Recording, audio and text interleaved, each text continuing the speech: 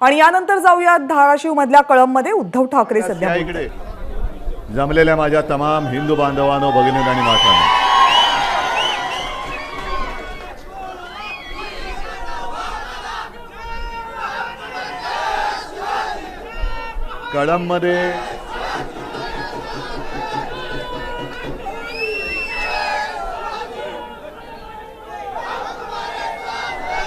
कळंबमध्ये मी भाषण करण्याची गरज आहे काय? हे दोन्ही वाघ कुठे गेले? ओमराजे, कैलास या इकडे.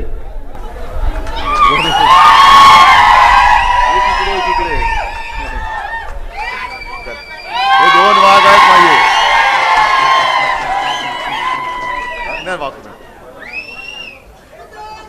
आणि तुम्ही आहात. त्याच्यामुळे मला वाटतं चॅनलवरती लाईव्ह दाखवत असाल. दाखवताय काय रे? लाईव्ह दाखवताय ना? बरं दादा, तुम्ही कॅमेरा सेट करून खाली बसला तर बरं होईल, पाठीकडे. तुम्ही पण बसा. मी एवढ्यासाठी विचारलं, लाईव्ह दाखवताय, मला टी व्हीवरती चमकायचं नाहीये. मला संपूर्ण देशाला दाखवायचंय की निष्ठा कशाला म्हणतात आणि वाघ कोणाला म्हणायचं. ही लढाई जी आता होते आहे ती लोकसभेची आणि विधानसभेची, ही लढाई नुसती पक्षांची नाहीये. ही वाघ विरुद्ध लांडगे. तुम्ही कोण आहात? बेईमानी विरुद्ध इमानदार. तुम्ही कोण आहात? गद्दार विरुद्ध निष्ठावान. तुम्ही कोण आहात? हे संपूर्ण महाराष्ट्राने ठरवायचंय की मी गद्दार आहे की मी निष्ठावान आहे, मी वाघ आहे की मी लांडगा आहे, मी इमानदार आहे की मी बेईमानी करणार आहे.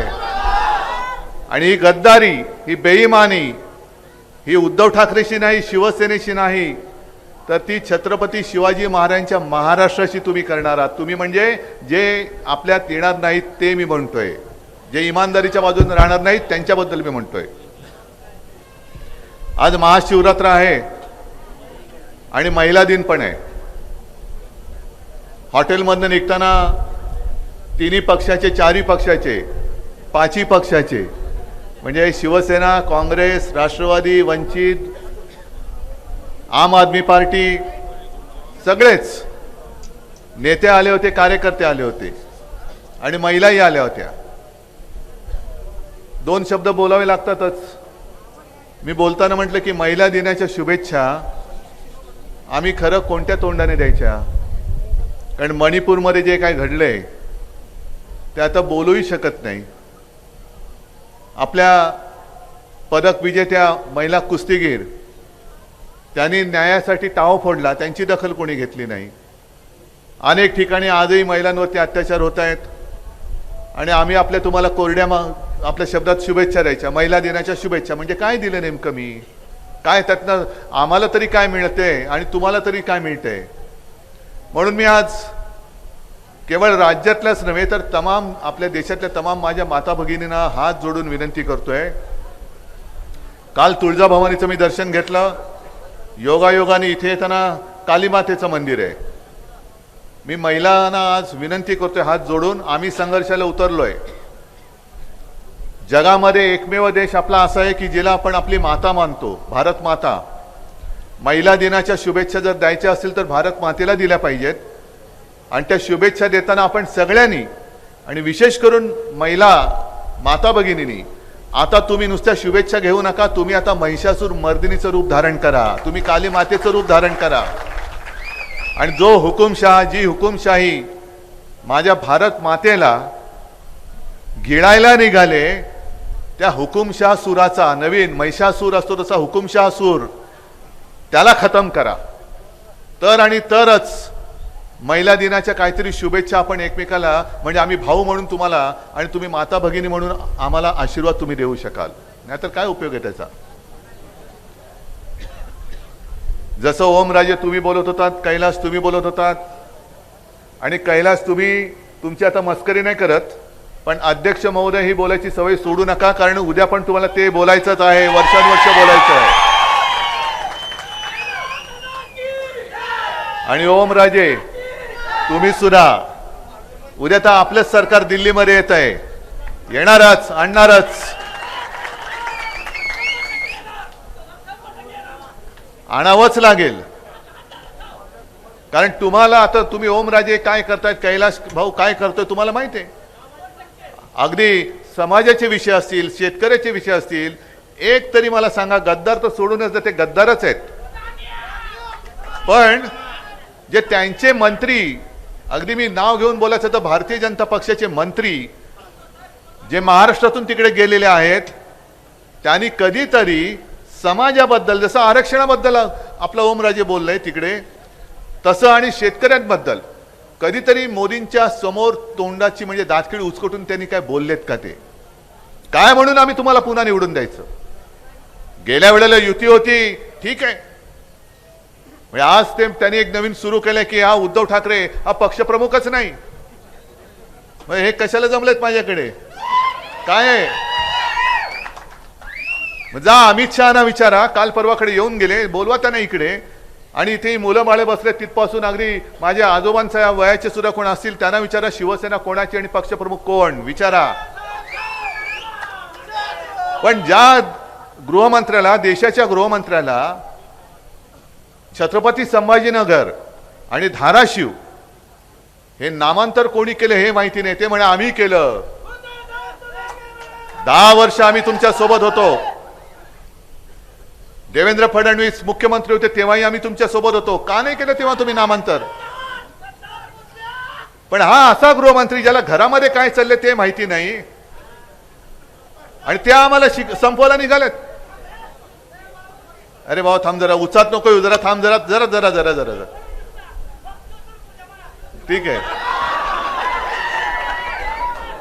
जरा थांब एकदम. अरे थांब जरा, जरा थांब, जरा थांब.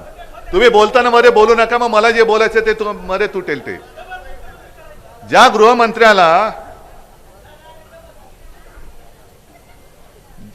गृहमंत्र्याला हे नामांतर कोणी केलं माहिती नाही, स्वतः झालं शांत. अरे परत आता मी येऊन बसू काय तिकडे? जरा थांब, आता गडबड करू नको, गडबड करू नको. ज्याला नामांतर कोणी केलं माहिती नाही, ज्याला शिवसेनेचा पक्षप्रमुख कोण माहिती नाही, मग आता त्या अमित शहाना विचारा, 19 साली तुम्ही मातोश्रीमध्ये आला होतात मला भेटायला, ते कोणाला भेटायला आला होतात? काय म्हणून भेटायला आला होतात? का सत्यनारायणाच्या पूजा प्रसादाला आला होतात? प्रसादाला आलाच होतात, कारण माझी आणि माझ्या शिवसेनेची मतं तुम्हाला पाहिजे होती. त्यावेळेला मला फोन करते, अरे उद्धव जी आपको कल तो आना है. म्हटलं क्यों, कहाँ पे? नहीं कल मैं अहमदाबाद से मैं फॉर्म भरने वाला हूँ, तो आपको तो आना चाहिए. आता हूँ, गेलो आपला. मग नंतर परत एकदा फोन आला, अरे उद्धव जी आपको मालूम है ना परसों तो आपको आना है. म्हटलं कहाँ? वाराणसी में. म्हटलं वाराणसी में क्या करना है? अरे मोदी जी अपना पर्चा भर रहे. म्हटलं मी काय करू त्याच्यात? नाही नाही आपको तो आना होगा. मला कशाला बोलवलं होतं तिकडे? अर्ध्या रात्री मी वाराणसीत गेलो होतो तिकडे. माझी पुण्याची सभा, कारण प्रचार सुरू होता लोकसभेचा, पुण्याची सभा आटपून मी मध्यरात्री त्या वाराणसीला गेलो होतो. दुसऱ्या दिवशी मोदी भावांच्या बरोबर तोंड दाखवायला, कारण आम्ही सगळे सबका साथ आणि दोस्तों का विकास. मला कशाला बोलवलं होतं? जा सांगा ना, सुप्रीम कोर्टामध्ये जाऊन सांगा की आम्ही यांच्याकडे टाइमपास करायला गेलो होतो, चाय पे चर्चा करायला गेलो होतो. सांगा. जर तुमचा स्वतःचा फॉर्म भरायला उद्धव ठाकरे पाहिजे होता, मोदींचा फॉर्म भरायला उद्धव ठाकरे पाहिजे होता, कारण तो शिवसेनेचा पक्षप्रमुख होय, मी आहेच. आणि ही शिवसेना आणि ही सगळी संपत्ती माझी वडिलोपार्जित आहे. शहा तुमचा अधिकार नाहीये. तुम्ही माझे, ह्या लोकांनी मोठे केलेले, म्हणजे इथे आमदार आणि खासदार माझेच आहेत आणि माझेच राहणार आहेत. पण आता याच्या पुढे जाणार तिकडे एक तो खेकडा त्यांनी घेतलाय. पण इथं तुम्ही आमदार चोरले असाल, खासदार चोरले असाल, खोक्यांमध्ये बसवला असाल, पण माझी ही संपत्ती कशी चोराल तुम्ही? या ना यांच्या समोर येऊन बोलून दाखवा.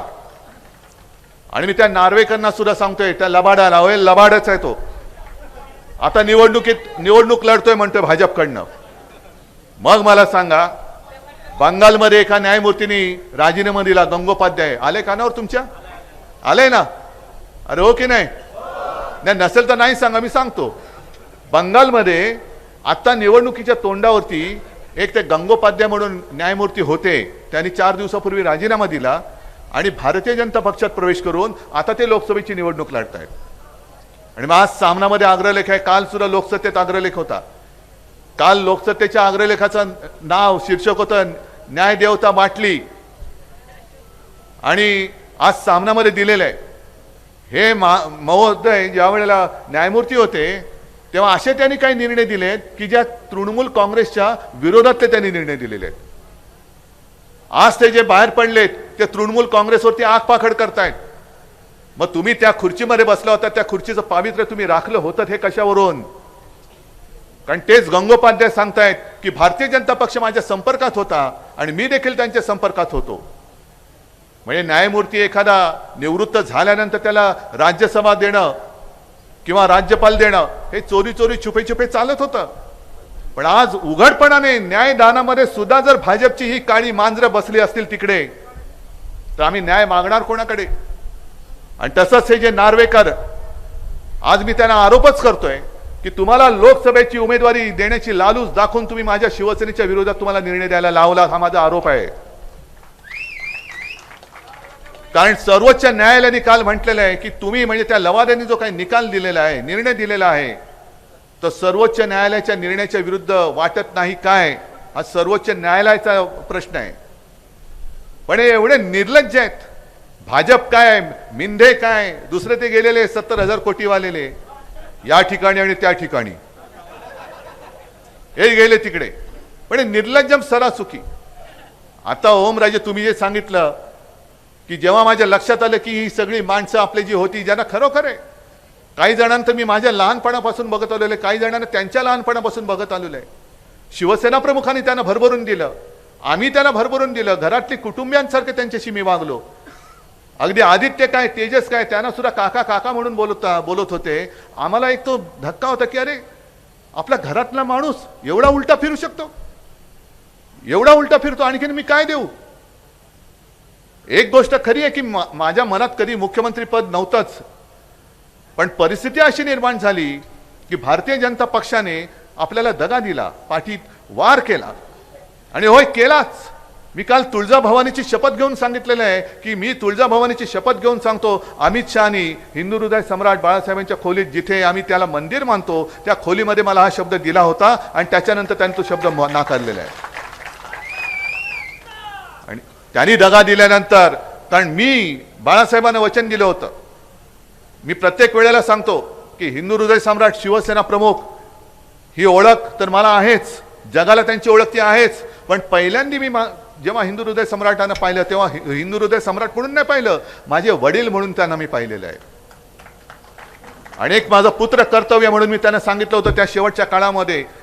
कारण मी पुत्र म्हणून जबाबदारी घेतली हे मला सांगायचं होतं. मी त्यांच्या हातात हात घेऊन सांगितलं होतं की तुम्ही काळजी करू नका, एक ना एक दिवस आपल्या शिवसेनेचा मी मुख्यमंत्री करून दाखवेन. मी मुख्यमंत्री होईन माझं वचन नव्हतं, त्याच्यामुळे माझं वचन अजूनही अपूर्णच आहे. मला शिवसेनेचा मुख्यमंत्री पुन्हा करायचाच आहे, कारण माझं वचन मी बाळासाहेबांनी दिलेलं आहे. आणि ते वचन मला असं वाटलं होतं की तेव्हा भाजप पूर्ण करेल, त्यांनी तर नालायकपणा केला. आता हे वचन पूर्ण करण्याची जबाबदारी मी तुमच्यावरती सोपवतोय. आणि कसे वागतात हे तुम्हाला कल्पना आहे. अगदी आता त्यांच्या समोर गेलेले आहेत बच्चू कडू पासून सगळे हे सांगतायत भाजप जो आहे तो वापरा आणि फेकून द्या. गरज असेल तेव्हा वापरायचं, गरज होती तेव्हा मातोश्री, आणि निवडून आल्यानंतर अदानी, ही यांची वृत्ती आहे. आणि वापरून फेकून देताना नुसतं फेकून नाही देत, तर ज्या शिवसेना प्रमुखांनी तेव्हा मोदींना वाचवलं, होय मी सांगतोय वाचवलं, कारण शिवसेना प्रमुखांनी मोदींची बाजू घेतली नसती तर अटल बिहारी वाजपेयींनी मोदींना केराच्या टोपलीत टाकलं असतं. हे सत्य मोदीजी तुम्ही विसरला असाल, पण मी आणि ही जनता नाही विसरलेली. म्हणजे हे ज्यांनी संकट काळात ज्यांनी मदत केली त्यांना संपवायला निघाले. बरं काल सुद्धा मी बोललो होतो, अजूनही त्याच्यावरती त्यांच्याकडनं उत्तर नाही आलं. मोदीजींचं नाव जाहीर झालं, अमित शहाचं नाव जाहीर झालं उमेदवारीसाठी. बेहिशोबी संपत्ती गोळा केली म्हणून आरोप झालेल्या कृपाशंकरचं नाव झालं जाहीर, पण गडकरींचं नाव नाही जाहीर झालेलं. पंकजाताई मुंडेचं काय करणारे मला माहिती नाहीये, पण गोपीनाथ मुंडे होय, गोपीनाथ मुंडे आणि प्रमोद महाजन हे सुद्धा आम्हाला ठाकरे कुटुंबियांसारखे होते, आमचे कुटुंबीय होते. म्हणजे मोदीजी तुमचं आणि अमित शहाचं नाव म्हणजे अशा नावाच्या कोण व्यक्ती या देशात आहेत आणि भाजपात आहेत हे सुद्धा आम्हाला माहीत नव्हतं. त्यावेळेपासून आम्ही प्रमोद महाजन आणि गोपीनाथजी मुंडे यांना ओळखतो आणि त्यांच्या कुटुंबियांचं आमचं नातं हे त्याही वेळेला होतं. आज सुद्धा मी ते मानतो. आणि म्हणून तुमच्या लक्षात असेल की 2014 साली आज जे बोंबलत आहेत की उद्धव ठाकरेंनी विश्वासघात केला म्हणून आम्ही त्यांना धडा शिकवला. अरे धडा तर तुम्हाला शिकवायचा अजून बाकी आहे. हे बसलेत माझ्यासमोर. पण 19 साली तुम्ही मोदींचे फोटो लावून निवडून आलात. 2014 साली आम्ही तुमच्याबरोबर युती केली होतीच. पण मोदी पंतप्रधान झाल्यानंतर विधानसभेमध्ये आम्ही तेव्हाही हिंदू होतो, आजही आहोत, उद्याही आहोत. हिंदुत्व म्हणजे असं काही धोतर नाहीये की पाहिजे तेव्हा नेसलं आणि नको तेव्हा सोडलं. पण 2014 साली भारतीय जनता पक्षाने युती तोडली होती. मग तेव्हा का म्हणून तुम्ही युती तोडली होती? कशासाठी तोडली होती? पण तरी देखील एक हिंदुत्व म्हणून आम्ही पुन्हा तुमच्या सोबत आलो. म्हणजे त्याच वेळेला हे आपल्याला संपवायला निघाले होते. आणि एका जबाबदार भारतीय जनता पक्षाच्या नेत्यांनी सांगितलेलं आहे, तेव्हा 2014ला जेव्हा आपली युती नव्हती ते घरी आले होते, आज सुद्धा ते आहेत. आणि त्यांनी मला सांगितलं की उद्धवजी आपने तो कमाल किया. म्हटलं मैंने क्या किया? तो नहीं, दिल्ली में ऐसे चर्चा हो रही थी हमारे बीच में की अब बाला साहब तो नहीं रहे. मग किती नालायक नीच लोक आहेत बघा. अरे ज्यांनी तुम्हाला वाचवलं, ज्यांच्या पक्षाने तुम्हाला, अगदी मी काल परवाकडे बोललो होतो, आम्ही तुम्हाला खांद्यावरती घेऊन महाराष्ट्र फिरवला. जर आम्ही तुम्हाला खांद्यावरती नसतं घेतलं आज तुम्हाला 4 खांदे सुद्धा नसते मिळाले. पण त्या शिवसेनेला म्हणे अब उद्धव के साथ कोई आ नहीं सकता. बघा ना अजूनही येत आहेत लोक. पण त्याच्या पुढचं वाक्य महत्वाचं होतं 2014चं, अब समय आया है शिवसेना को खत्म करो. तुम्ही शिवसेनेला खत्म करायला निघालात. तुम्ही गोपीनाथजींच्या मुलीला सुद्धा तिचं राजकीय आयुष्य खत्म करायला निघालात. 2014 साली युती तोडल्यानंतर देखील मी माणुसकी जपली होती. पंकजाताईच्या विरुद्ध मी उमेदवार दिला नव्हता दिला मी उमेदवार. कारण आम्ही नातं जपणारी माणूस आहोत. आम्ही नातं जपणं हे आमचं हिंदुत्व आहे. कामापुरता मामा, काम झालं की तोडून द्या, फेकून टाका, संपवून टाका, हे आमचं हिंदुत्व नाहीये. आणि काल काय मी रोज बोलतोय, आता सुद्धा तुम्हाला मी सांगतोय की काय ही कसली लढाई आहे. उद्धव ठाकरेची लढाई नाही, ही आपल्या सगळ्यांची लढाई आहे. का मला मुख्यमंत्री पदावरून खाली खेचलं? कारण मी मुख्यमंत्री होतो तेव्हा हे जे लोक जमलेत त्यांच्याकडे, मला इथल्या गुजराती लोकांबद्दल राग नाही. परत सांगतो, गुजरात सुद्धा आमचाच आहे. पण संपूर्ण महाराष्ट्रातून उद्योग धंदे ओरबाडून तुम्ही गुजरातला नेतायत. गुजरात गुजरात गुजरात. आमदार सुद्धा पळवले ते पहिले गुजरात. कैलास सुद्धा पहिला त्यांनी मला फोन केला की साहेब कळत नाही हा रस्ता कुठे चाललाय. मग ते बघितलं, अरे सुरतेकडे चाललाय. म्हणजे आमदार सुद्धा गुजरात, सगळे उद्योगधंदे गुजरात. आता सुद्धा जे देशामध्ये 3 सेमीकंडक्टरचे उद्योग येत आहेत त्यातले 2 उद्योग हे मोदींनी डायरेक्ट गुजरातला नेले. काय महाराष्ट्राने काय घोडं मारले तुमचं? गुजरातला तुम्ही समृद्ध करा, जरूर करा. राज्यात काय संपूर्ण देशातली प्रत्येक राज्य ही समृद्ध झाली पाहिजे, तरच भारत माता की जय आम्ही बोलू शकतो, एवढी जाणीव आम्हाला आहे. पण आमच्याकडे येणारे उद्योग, आमच्याकडे असणारे उद्योग, अगदी डायमंड मार्केट सुद्धा Gujarat, film fair award Gujarat, क्रिकेटचा अंतिम सामना गुजरात. काय लावलंय काय? हे मी बोलल्यानंतर हे तुम्हाला पटते की नाही पटत? पटते ना? तुमच्या हक्काचे म्हणजे ते जे 2 उद्योग जे त्यांनी गुजरातला नेले, समजा एक नेला असता, एक मला आपल्याला महाराष्ट्राला दिला असता आणि एक त्यांनी आता आसामला दिला असता, काय फरक पडला असता? 80,000 ते 1,00,000 नोकऱ्या, प्रत्यक्ष आणि अप्रत्यक्ष रोजगार त्या उद्योगातून मिळणार आहेत. महाराष्ट्र नुसतं तुमच्या राम राम करत घंटा वाजवायची? हे नुसतं घंटा वाजवणारं हिंदुत्व आमचं नाही आहे. आमचं हिंदुत्व आहे हृदयात राम आणि हाताला काम देणारं आमचं हिंदुत्व आहे. पण हे मी बोलल्यानंतर उत्तर नाहीये. कारण वेदांता फॉक्सकॉन यांनी पाठवलं होतं गुजरातला. बरं, गेल्यानंतर वेदांता फॉक्सकॉनच्या कंपनीच्या लोकांनी बघितलं तिकडे काहीच सुविधा नाही. ते डोलारा काहीतरी गाव आहे. तो डोलारा नुसता कागदावरती आहे, प्रत्यक्ष डोलारा कोसळलेला आहे त्यांचा. डॉलरच नाहीये. ती कंपनी देशाबाहेर निघून गेली. महाराष्ट्रामध्ये येत होती ती कंपनी, आपल्याबरोबर त्यांच्या बोलणी झाली होती. मी मुख्यमंत्री होतो तेव्हा उद्योग मंत्री होते, अगदी आदित्य सुद्धा त्यांच्यासोबत बोलत होता. आणखीन मंत्रिमंडळात नितीन राऊत होते, ते बोलत होते. महाराष्ट्रामध्ये येत होता उद्योग, पण यांनी जबरदस्ती गुजरातला नेला आणि गुजरातमध्ये काही नाही म्हणून देशाबाहेर गेला. महाराष्ट्राचं नुकसान झालं, देशाचं नुकसान झालं, पण यांची काहीच पडलेली नाहीये. मग हे मी बोलल्यानंतर हे सत्य आहे. काल देवेंद्र फडणवीस असं बोललेत, अरे इथून उद्योग जर का गुजरातला गेले तर गुजरात काय पाकिस्तान आहे का? ठीक आहे, तुम्ही ज्यांची खुर्ची चाटताय त्यांच्यासाठी तुमच्यासाठी ते बरोबर आहे देवेंद्रजी, पण गुजरात हा जर का पाकिस्तान असेल तर महाराष्ट्र म्हणजे काय पाकिस्तान आहे का? आणि देवेंद्रजी तुम्ही पाव मुख्यमंत्री जे राहिले आहेत ते महाराष्ट्राचे आहात ते का गुजरातचे आहात? मग जाहीर करायचं, देवेंद्र फडणवीस पाव उपमुख्यमंत्री गुजरात करा जाहीर, मग आम्हाला काय म्हणायचं नाहीये. पण असं करत करत तुम्ही आमचं मंत्रालय सुद्धा उद्या तुम्ही गुजरातला न्याल आणि मग सांगलात अरे गुजरातला गेलोय ना, काय पाकिस्तानात गेलोय? ही कुठली वृत्ती आहे? आणि काल मी तुळजाभवानीची शपथ घेतल्यानंतर रावसाहेब दानवे सुद्धा बोलले की म्हणे नाही नाही नाही नाही नाही, त्यावेळेला ही अशी चर्चा झालीच नव्हती, अशी चर्चा. अहो दानवे साहेब तुम्ही होतात कुठे तिकडे? तुम्हाला तेव्हा कोण विचारत तरी होता का? बसला असेल तर खाली मातोश्री खाली बसला असत. आणि त्याहीपेक्षा मी या जनतेला विचारतो, रावसाहेब दानवेंसाठी अमित शाह देव असतील, पण माझ्या महाराष्ट्रासाठी तुळजाभवानी माझी माता आहे ना रे? मग तुमचा विश्वास उद्धव ठाकरेंनी घेतलेल्या तुळजाभवानीच्या शपथेवर आहे की दानवेने घेतलेल्या रावसाहेब दानवेने घेतलेल्या अमित शहाच्या शपथेवर आहे? मला सांगा. आणि एवढा खोटारडेपणा मी आई जगदंबेच्या दारामध्ये येऊन तिच्या मंदिरात जाऊन हे असं करू शकेन असं तुम्हाला वाटतं? मला खोटं बोलण्याची गरज नाहीये, कारण जे मी बोललोय अगदी आई वडिलांची शपथ घेतलेली आहे, आई भवानीची शपथ घेतलेली आहे, आणखीन कोणाची शपथ घेऊ? पण केवळ अमित शहा बोलेल ते ब्रह्मवाक्य हे दानवे साहेब तुमच्यासाठी असेल, आमच्यासाठी त्या वाक्याला काडीची किंमत नाहीये.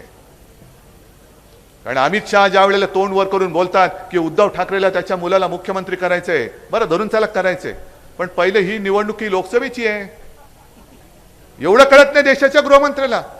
मग देशाच्या गृहमंत्र्याला मणिपूरमध्ये जाता येत नाही, देशाच्या गृहमंत्र्याला अरुणाचलमध्ये काय चालले कळत नाही. बरं मोदी आता जे बोललेत, काल मोदी कुठे गेले होते? काश्मीर. आणि काश्मीरमध्ये जाऊन ते बोलून आले की 370 कलम काढल्यानंतर आता काश्मीर मोकळा श्वास घ्यायला लागले. अरे 370 कलम काढायला आम्ही सुद्धा पाठिंबा दिला होता, पण लोकशाही ज्याला म्हणतात, तुमचे हातपाय बांधून ठेवतो मी आणि मग सांगतो तुम्हाला बघा श्वास घेतोय की नाही. श्वास घेतोय ना, आहे ना लोकशाही. हातपाय बांधून ठेवलेत आणि नुसता श्वास चालू ठेवले, काय उपकार करताय तुम्ही आमच्यावरती? मग काश्मीर जर मोकळा श्वास घेत असेल तर गेल्या 5 वर्षात काश्मीरमध्ये निवडणुका का घेतल्या नाहीत तुम्ही? आता लोकसभेच्या निवडणुका आल्या आहेत आणि कोर्टाने त्यांना तंबी दिली 6 महिन्यात निवडणुका घ्या, म्हणून तुम्हाला ती निवडणूक घ्यावी लागते. पण काश्मीर खरंच मोकळा श्वास घेत असेल तर काश्मीरमध्ये आजपर्यंत मोदींनी निवडणुका का घेतल्या नाहीत, ह्या प्रश्नाचं उत्तर तुम्ही द्या. आणि मग त्याच्याही पुढे जाऊन मी तुम्हाला सांगतो, मोदीजी तुम्ही काश्मीरमध्ये गेला होतात, बाजूला लेह लडाखमध्ये का नाही गेलात? कारण लेह लडाखमध्ये तुम्ही बघितलं असाल नसाल, लाखो लोक रस्त्यावरती उतरले होते, लाखो लोक. कारण मोदीजींनी त्यांना जी आश्वासनं दिली होती, मोदी गॅरंटी, 10 वर्ष झाली, गॅरंटीचा पत्ता नुसता टी आहे पण गॅरंटी नाहीये. चाय पे चर्चा आहे, तो टी आहे पण गॅरंटी नाहीये. मणिपूरमध्ये तर जायची हिंमतच नाहीये. मी काल बोललो ना, हे गृहमंत्री जे आहेत अमित शहा तिकडे शेपूट घालतात आणि इकडून फणा करतात, असे नागोबा आहेत. म्हणजे इकडे ईडी, सीबीआय, इन्कम टॅक्स सगळे जा ना, हिंमत असेल तर मणिपूरमध्ये ईडी, इन्कम टॅक्स, सीबीआय पाठवा, धडधकट परत येतात का बघा, तिकडेच खांडोळ्या करून टाकतील ती लोक. पण आम्ही सुसंस्कृत पडतो ना, सुसंस्कृत आहे. संजय राऊत जे बोलले की त्यांनी तो लढलाच, तसे सगळे शिवसैनिक लढतायत, पण आम्ही कायदा मानणारी लोक आहोत म्हणून तुम्ही आमच्यावरती अत्याचार करताय. जर मणिपूर सारखी परिस्थिती असेल तर तिकडे तुमचे ईडी, सीबीआय वाले का जात नाहीत, का पाठवत नाही? आणि असं म्हणतात मोदीजींनी ते रशिया आणि युक्रेनचं चालू असलेलं युद्ध सुद्धा थांबवलं होतं, हो ना? अरे तुम्ही हसताय काय? तुम्हाला एवढा विश्वास म्हणजे आहे की नाही? विश्वास आहे की नाही? पण युक्रेन आणि रशियाचं युद्ध थांबवलं तर मणिपूर शांत का नाही केलं? आपल्याच देशाचं आहे ना. मोदी परिवार में क्या मणिपुर नहीं है क्या? मोदी परिवार में लेह लडाख नाहीये. मोदी परिवार मध्ये जिथे चीन घुसलाय तो अरुणाचल नाहीये. पण ते सगळं बाजूला ठेवायचं आणि नुसतं अब की बार, अरे अब की बार भाजपा तडीपार द्या पाठवून यांना तडीपार. माझ्या साध्या साध्या शिवसैनिकाला तडीपार करता काय? निवडणुकीमध्ये हा मतदार भाजपला संपूर्ण मुळासकट उकडून तडीपार केल्याशिवाय राहणार नाही. आणि आज पुन्हा सांगतो, आज महाशिवरात्र म्हटल्यानंतर माझ्याबरोबर ओम पण आहे आणि कैलास पण आहे. हा काही योगायोग मी काहींची नावं नाही ठेवली आणि त्यांना सुद्धा आमिष होती, पण हे निष्ठेला जागले. कारण त्यांना माहित आहे ओम तुम्ही बोलला ते फार महत्वाचं आहे की 350 वर्ष झाल्यानंतर सुद्धा खंडोजी खोपडे ही गद्दाराची अवलाद, सूर्याजी पिसाळ गद्दाराची अवलाद, पण तानाजी मालुसरे, बाजीप्रभू देशपांडे, सगळे यशाजी कंक, ही सगळी त्याच्यामध्ये सुद्धा एक मुद्दा म्हणून सांगतो, कान्होजी जेदे नाईक, हे सगळं इतिहासामध्ये आहे. अफजल खान जेव्हा चालून आला होता इकडे तुळजापूरमध्ये सुद्धा त्यांनी भयानक तांडव केलं होतं. तांडव कसलं, सगळा सत्यानाश केला होता. आणि अक्षरशः अफजल खानाची जेव्हाची स्वारी होती त्या म्हणजे काही निवडणुका नव्हत्या. एक तर आमच्याकडे सामील व्हा जसं आत्ता चालले तसं, नाहीतर तुम्हाला बेचिराग करू. बेचिराग म्हणजे घराची आबरू तर लुटणार, घरातले देव बाहेर आणून त्याचे तुकडे तुकडे केले जायचे आणि सगळ्या मारून टाकून घराला आग लावून टाकायची, त्याला म्हणायचे राख रांगोळी करून टाकायची, बेचिराग. आणि असं सगळं ते संकट येताना कान्होजी जेदे एक दिवस त्यांच्या 5 मुलांना घेऊन शिवाजी महाराजांकडे गेले आणि त्यांना सांगितलं की तो खान आलायसा. तर महाराज म्हणाले, महाराजांना माहिती होतं सगळं. महाराजांनी विचारलं काय? मग काय? नाही, खानाने पत्र पाठवले. ते पत्र काय? हेच जे आता भाजपवाले करतात ना, भाजपात या नाही तर जेलमध्ये जा. ही अफजल खानाचीच वृत्ती आहे. ही अफजल खानाचीच वृत्ती आहे. आम्हाला सामील व्हा, आमच्याकडे आलात तर तुम्हाला वतनदारी मिळेल, सुभेदारी मिळेल, अमुक होईल तमुक होईल, पण नाही आलात तर मुलांसकट मारले जाल. मग महाराजांनी त्यांना सांगितलं, विचारलं मग काय विचार आहे? तुमच्या मुलाबाळांच्या हितासाठी तुम्ही जा.